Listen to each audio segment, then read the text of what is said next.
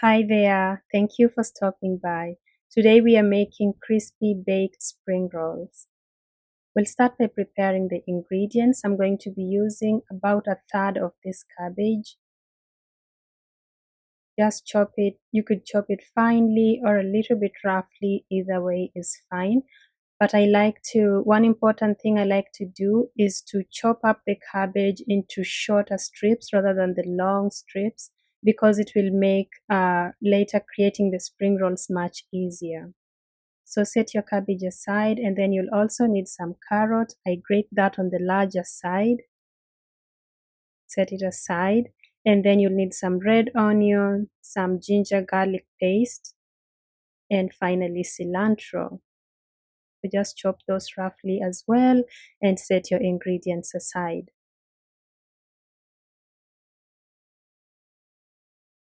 Of course, we'll also be using some ground seasoning. So now let's start cooking. Start by frying your onion and then add the ginger garlic paste. I always love to add ginger when I'm using cabbage. Cabbage and ginger go well together. So start by cooking the meat. I'm using ground meat as you can see, but you can skip the meat and just go with the vegetables if you like. But yeah, after the meat is cooked down, add in your seasonings and then follow that with the onion. Mix the onion into the meat. Just as it softens, you're going to add your vegetables, that is the cabbage and the carrot, and then stir those in. You want them to cook just a little bit because they're going to continue cooking as we bake the spring rolls. So mix those in, don't let them overcook. Add your cilantro. If you need to add a little bit more seasoning, it's okay, but I'm keeping this lightly seasoned. It's ready. Take it off the stove and let it cool down.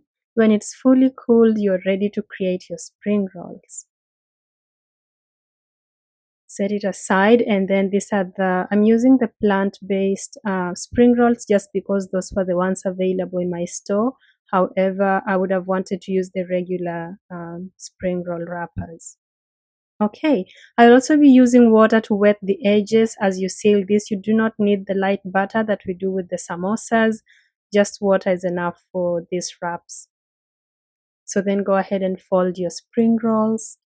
One thing you want to make sure to do is that they are neat on the edges. If you don't fold them neatly, they are going to have some funny protruding edges. So I hope you can see how I did that. I'm going to do it one more time.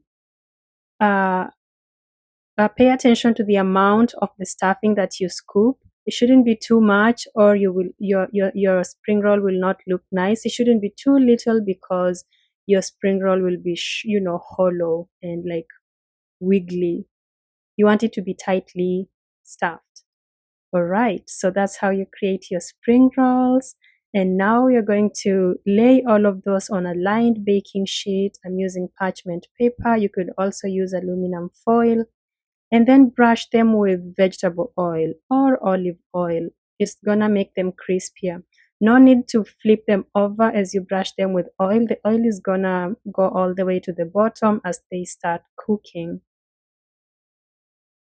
Once you're done brushing them, go ahead and bake your spring rolls. And then when they are like 3/4 way done, you could flip them. This is totally optional, but I flipped mine so that they could crisp up a little more before I served them. So flip them over and just bake for another 5 to 7 minutes, and then they are ready. They look golden, they look beautiful, and they are super crispy. At this point, of course, they are ready to serve, but I just let them cool down a little bit, and then I was ready to dive in. So let's take a look. Yeah, just as good as the fried ones without the danger of frying. I realize some people don't like to fry. Yeah, so very crispy and very delicious. I hope you love this recipe, and I hope that I'll see you in another of my videos. Bye bye.